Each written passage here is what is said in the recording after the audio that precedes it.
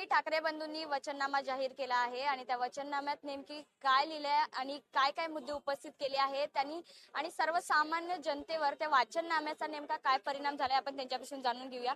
काय सांगाल, आज वाचननामा जाहीर झाला आहे? वाचनाम्याच्या आधी मी हे सांगतो, राजसाहेबांची पदार्पण हे झालं सेना भवनात, हे आम्हाला मराठी माणसाच्या दृष्टीने दिवाळीचा दिवस आहे.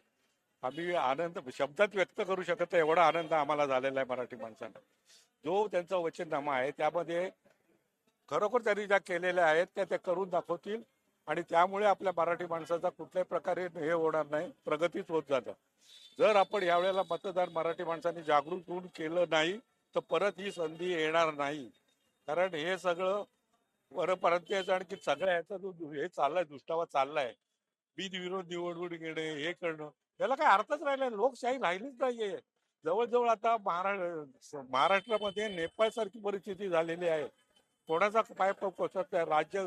राज्यकर्ते राज्य करत नाहीयेत, नुसते आपले पैसे ओढतायत, पैसे पेरतायत, हीच सगळी झालेली आहे. त्याला काय अर्थच राहील. लोकशाहीचा नुसता खून झालेला आहे सगळ्या बाजूने. महाराष्ट्र भ्रष्टाचार मध्ये पहिला आलाय. एज्युकेशन मध्ये जो तो महाराष्ट्र तळाला गेलाय. रस्त्यावर पोलिसांना खेचून मारतायत, बलात्कार होत आहेत, हे होत आहेत. काय चाललंय? काय गृह राज्यमंत्री काय, हे काय राज्य चाललंय काय? याला काय लोकशाही म्हणतात काय? त्यांना कुठल्याही प्रकारचं सुख दुःख नाहीये. त्यांना फक्त आपली सत्तेची पोळी भाजायची आणि भाजपवाल्यांना महाराष्ट्राचं मुंबईची देणं घेणं काही नाहीये. तेव्हा आपल्या मराठी माणसांनी जागृत राहून जर मतदान केलं तरच आपला पुढचा भय आहे, नाहीतर आपल्याला फार वाईट दिवस येतील, एवढंच मी सांगू. काय सांगाल एकंदरीत या वाचननाम्याचा आणि दोन्ही ठाकरे बंधू एकत्र आले आहेत त्याचा परिणाम नेमका काय पडेल सर्वसामान्य जनतेवर? दोन ठाकरे बंधू एकत्र आले, हा प्रत्येक म्हणजे जो खरा महाराष्ट्रात राहणारा जो माणूस आहे त्याला अत्यानंद झालाच आहे. आणि आज त्याचं स्वरूप हे वेगळ्या स्थितीत, म्हणजे मी नेहमी म्हणत असतो की एखाद्या पाण्यावर जर काठी मारली तर तेवढ्यापुरतं जरा बाजूला होतं, पण ते पाणी एकत्रच होतं.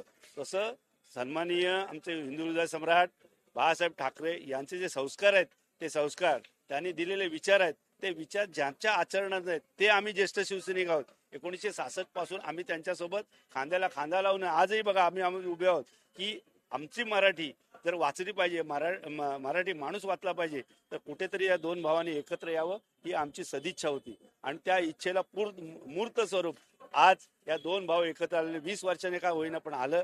त्यामुळे एक मोठा अत्यानंद झाला. आणि त्यांनी दोन्ही भावांनी वचन दिलेलं आहे. त्यांनी ज्यावेळेला जे संस्कारच आमचे असे होते की 80% समाजकारण आणि 20% राजकारण, ते राजकारण खेळत नाही. आता विरोधक म्हणतात की सत्तेसाठी एकत्र आले, असं काही नाही. सत्तेसाठी एकत्र नाही आले तर मराठी माणूस जर टिकला पाहिजे, मराठी माणूस जगला पाहिजे. हे जे चाललंय, जे बिल्डर लॉबी चाललंय, हे चाललंय ते बघा तुम्ही. आज कुठे कुठे ते धारावी, अदानी, अंबानी हे लोक कुठेतरी खरेदी करतायत का, असा कुठेतरी भास निर्माण झालेला आहे.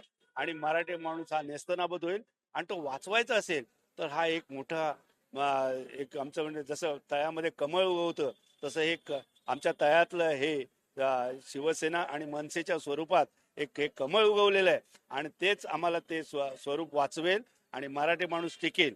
आणि म्हणून आज सगळ्यांना संपूर्ण महाराष्ट्रात तुम्ही बघितलात की नेहमी हे दोन्ही भाऊ एकत्र जो आनंद झालाय, म्हणून आम्ही लोकांना आवाहन करतोय, ज्येष्ठ असूनही आवाहन करतोय की येणारा काळ बघा, काळ नेहमी वेगळा असतो आणि तो काळ बदललाय. आणि या बदलत्या काळात तुम्ही या सोशल मीडियाच्या द्वारे आम्ही आवाहन करतोय की बघा तुम्ही रात्र वैराग्य तुम्ही ओळखा. आणि आज मराठी माणूस टिकवायचा असेल तर या भावांना पुढे आवडून त्या भावाने जो काय आदेश देतील तो आदेश आम्ही शिरसामान्य मानून आज त्यांच्यावर काय आता तर मुंबईची बृहन्मुंबई महानगरपालिकेची निवडणूक आहे, ते निवडणूक म्हणजे आमचा हा आत्मा आहे. तो आत्मा जर टिकवायचा असेल तर त्या निवडणुकीला तुम्ही सामोरे जायला पाहिजे आणि त्यांना मतदान केलं पाहिजे. पण प्रत्येक मराठी माणसाला, किंवा मराठी माणसालाच नाही तर मुंबईत राहणारा जो माणूस आहे, जो गोरगरीब आहे, त्यांना आम्ही आवाहन करू की येणारा काळ खडतर आहे आणि तो खडतर काळ तुम्ही ओळखा. आणि आज जर तो आपलं जीवन सुसह्य करायचं असेल तर या जे येणाऱ्या निवडणुकीत या जो शिवसेना आणि मनसे जे एकत्र आले त्यांना तुम्ही मतदान करा आणि मराठी पण वाचवा, मराठी माणूस वाचवा आणि महाराष्ट्र वाचवा, असं आम्ही आवाहन करू इच्छितो. काय वाटतं एकंदरीत महाराष्ट्रामध्ये मराठी महापौर होणार का? हो, व्हायलाच पाहिजे. महाराष्ट्र विचार करायचा वाटतं म्हणजे काय, प्रत्येकाची भावना आहे.